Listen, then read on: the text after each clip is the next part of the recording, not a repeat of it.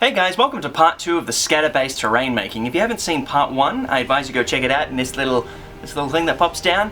And yeah, so I took around 2 days letting these dry, and they've completely dried now, but originally I thought they'd only take 20 hours. And that's just because I normally keep them out in the sun, and we haven't had any sunny days recently, so yeah, they just took a little longer. Anyways, we're going to be covering these in dirt and getting them all nice and pretty and painted up. So let's get into it. Alright, so with the dirt painting, we're using the mud that we made in previous videos, and we're pretty much just going to slap it straight on. I am going to have to mix it up. There's two kinds of ways that we can apply this. We'll work on this little one first. So I'm just going to mix this up. The two ways that we can apply it is with the icy-pole sticks or with paintbrushes. And I like to get as much as I can on with the icy-pole stick to begin with. And I have actually used icy-pole sticks all the way through, but I feel like paintbrushing, you can get a little bit easier into cracks and crevices. So I've mixed that up, and you just got to get a big wallop like there and just slap it onto the model like that. There you go, and it might not look pretty, but that's just the start. We're going to be spreading this around. And like I said, you can use a paintbrush instead of a icy-pole stick.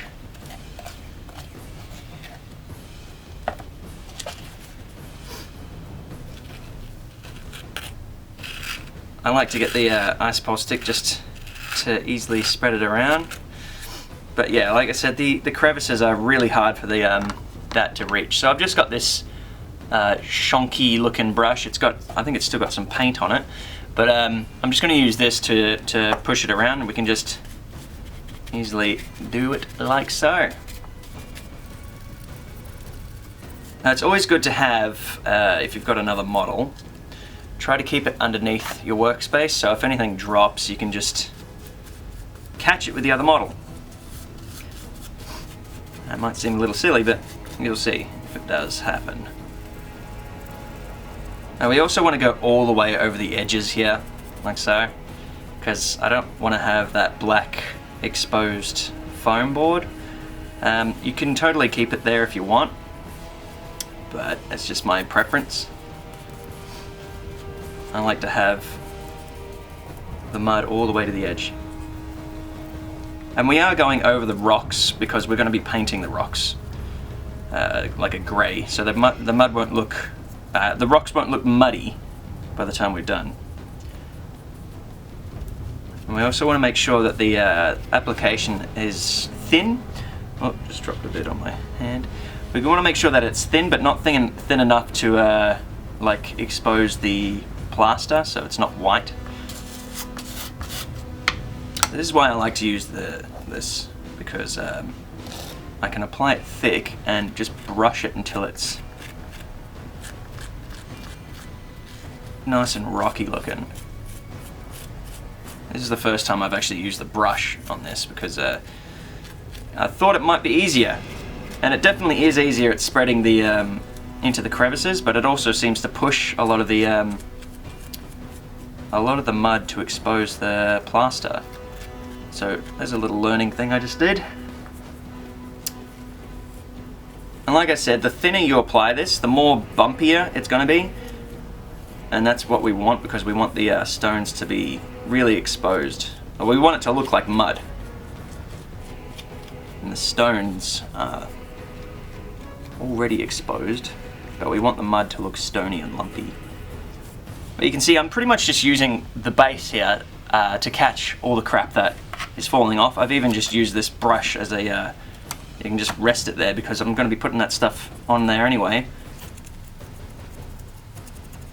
Now this will also take a while for it to dry, and what you can do in the meanwhile, and this is just for people that want to add extra details, if you wanted to, you could add, because this is a PVA mix, you could add extra stones, and this will be like real stones. So I've got a tub here of just stones, and they're black stones, but I've gone and bought a bunch of grey stones, so we can, I'll show you here, just little pebbles like so, and we can easily just chuck them onto the model, and they will, as long as you push them down, they will stick in the spots that you want them to be, and we'll be adding some PVA to it later on anyway.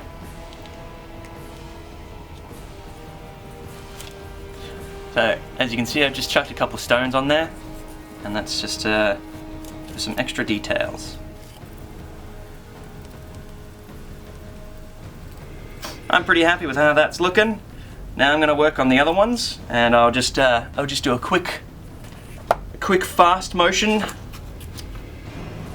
I'll just quickly fast forward while I work through this. So yeah, let's get into it.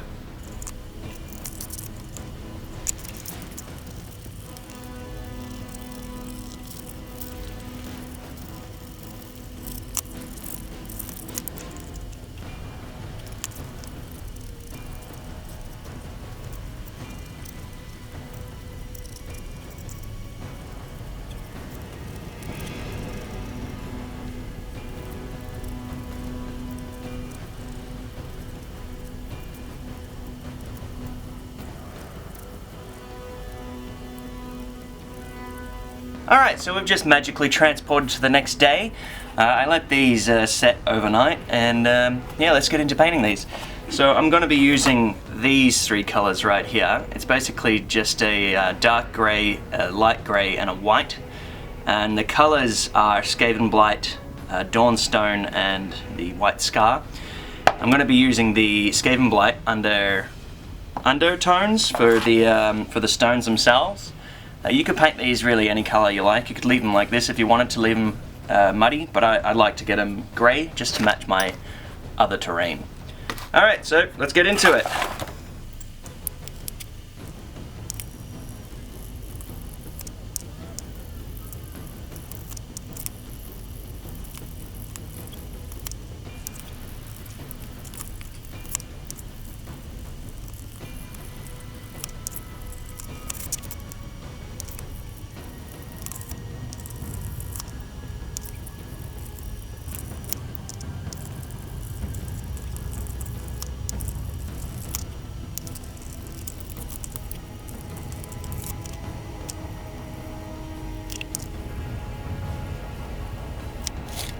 Alright, they're looking pretty good. I'm just going to add the highlights now. You want to make sure that the paint is dry.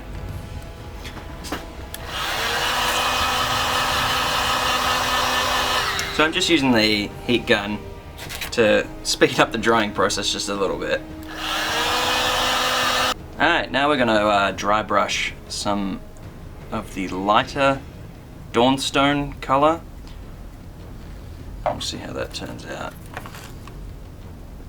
I like to test just a tiny bit on my hand. You don't have to do that kind of thing. If you have a somewhere else to brush it off. I just like to go over it really rough, and let the brush pick up all the high points, and then you can come back to it. Not sure how visible it is on the camera. We'll zoom in on this bit. So we're just making sure that the high points are highlighted. Like so. Pretty much just go over it, find those edges, and then go against them. You don't want to go with the edges because they just won't pick up the that highlight. So you can see it's coming out quite nicely.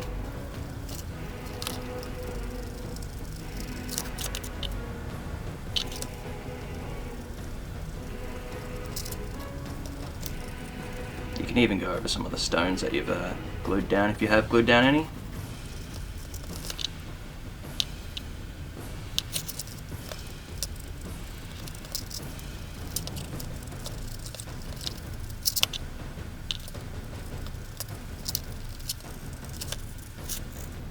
As you can see, they've come out quite nice.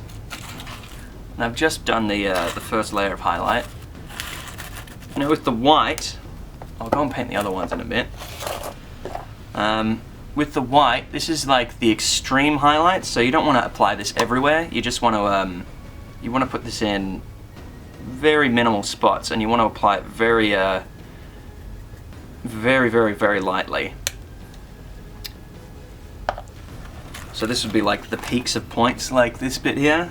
I just apply it like that, just along the edge, just along these corners.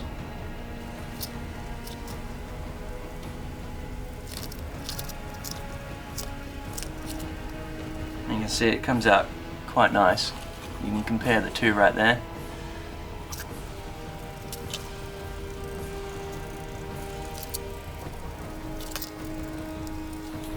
And it's right up there, like I've run out of paint here, so I'm just trying to dry brush over the top of whatever I have left, just to finish it all off.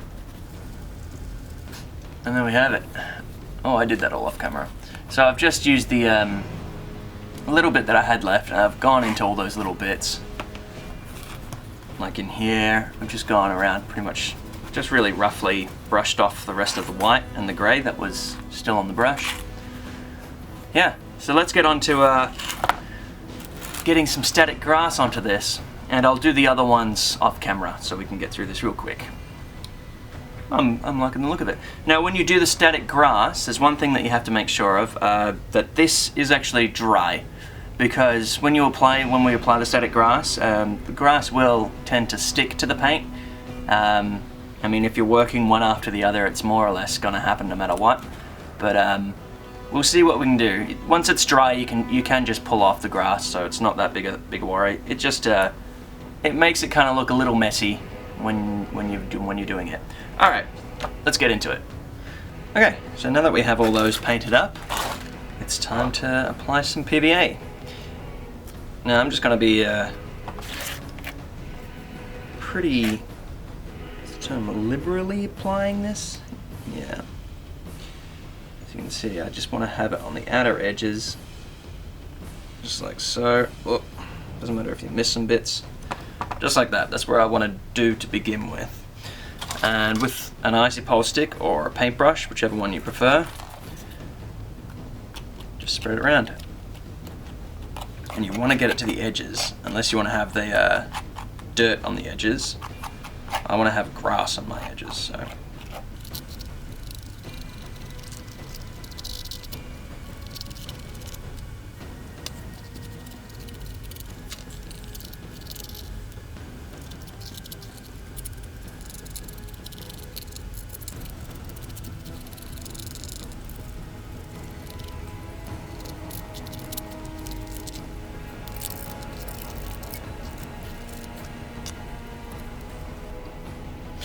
Alright, once you're happy with it, we can get into applying the static grass. And the static grass color I'm using is I think it's like a summer. I think it's called a summer grass. So don't get like bright green grass because it looks horrible. I've gone and like bought this from an actual hobby shop just because the stuff on eBay I wasn't 100% sure about it. Yeah, it came and I wasn't happy with it, so I went and ordered some more. So with the static grass, there we go. We're going to use this little container here. So this container is for any catching that I can get. You can see the excess there. All I'm going to do is put this here. This is just like a lid for a pencil tin. And you remember, if we turn it on, we press the button, yep, it's on. So we want to make sure that it's got stuff in it to begin with. So all we do is fill it up.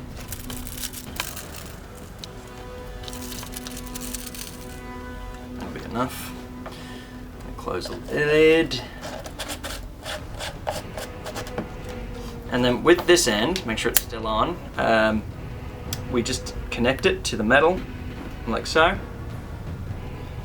and apply it. So this is currently putting like a current through the entire sheet of metal, and I'm hoping that there's like not enough distance. If this was a big mound, I wouldn't be able to do this. I'd have to actually physically stab it into the PVA.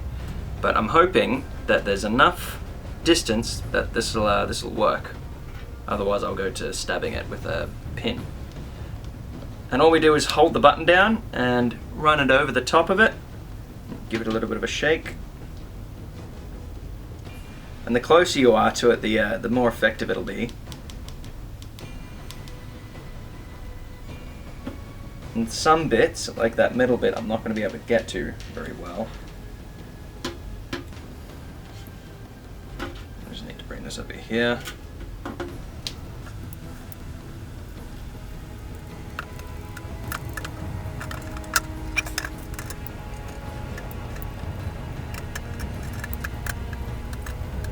And it really is this simple. All you gotta do is shake it and make sure it's being applied. And you can tell that it's being applied because you won't be able to see as much PVA. You should still be able to see through. And it doesn't matter if you do see through and you can see a lot of PVA. If you don't want to have it too grassy, you don't have to. I think that's pretty good. That's to discharge it. I don't just do it for fun. If you do leave it as it is, and it's still on, you can accidentally zap yourself. So I just empty the excess into there, like so, and then I'll tip this upside down and just give it a tap until it stops raining grass. It's got quite a bit.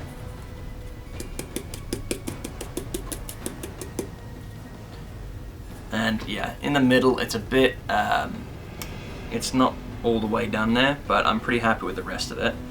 And I like to kind of give the grass a bit of a lip on the end. Instead of it coming straight out like this, I like to make it so it's folded up. So I just like to brush just on the side while it's wet. Just up like this. Now this isn't completely done. This is a bit, I mean, you could leave it as it is, but it's a bit perfect at the moment. The grass just happens to stop just before the rocks and whatnot. Now in these bits that there's no way you could reach properly, we're going to use these. Now I made these just for this, and I'll make another video on how to make these. So this is basically just PVA blocks everywhere, but I'll go through it in another video because I want to do an adhesive version of this. And I'm struggling to find the right glue to use for that. But anyway, so what we're going to do with these is we want to access those little bits. So all we're going to do is peel these off, find the bits that we want to apply them to, such as in these little bits that are really hard to access. So all I got to do is blop some glue in, and then we can put one of these in, like so. I may have grabbed too big a one there.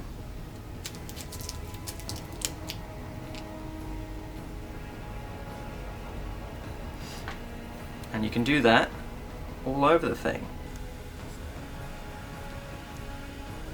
I just got the sheet here.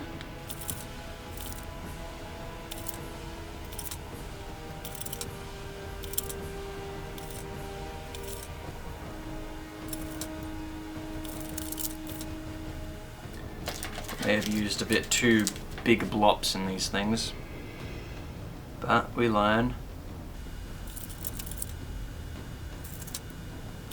So I've just filled in the middle bits with some of those blobs, and now I'm going to do this flocking, which is completely optional. So I've just got this bag of flock here, and I just want to add little shrubs.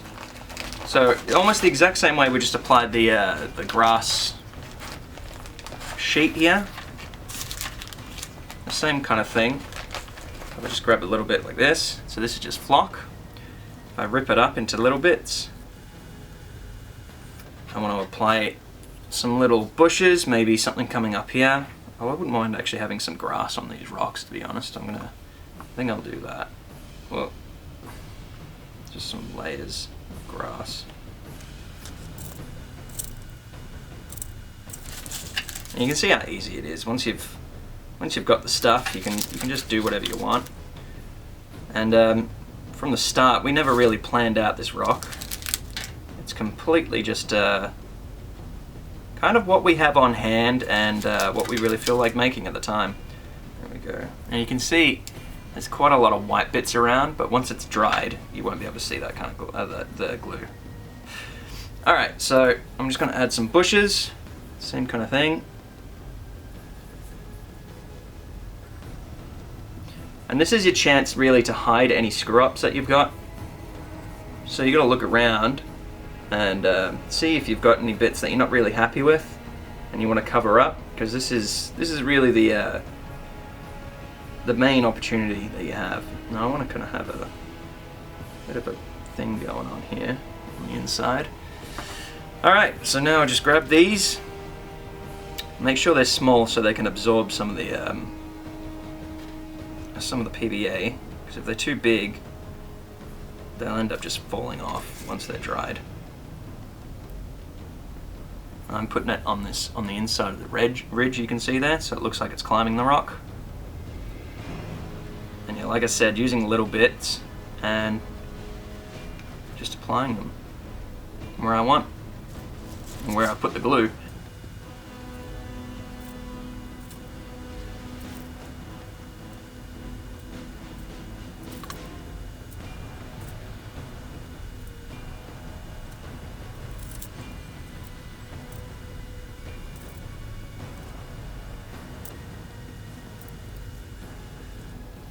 Alright, we'll come back to that once it's dry in about a day. I'd give it a day for it to fully set, and yeah, we'll come back to that.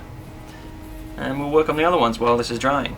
And that's it, they're done. I'm really happy with the way these turned out, and I hope you enjoyed these videos. Now, these videos were a little bit longer than normal, and that's just because I wanted to show that this is pretty much real time, making the entire thing from start to end. Now, don't forget, if you enjoyed this video, to like, comment, and subscribe.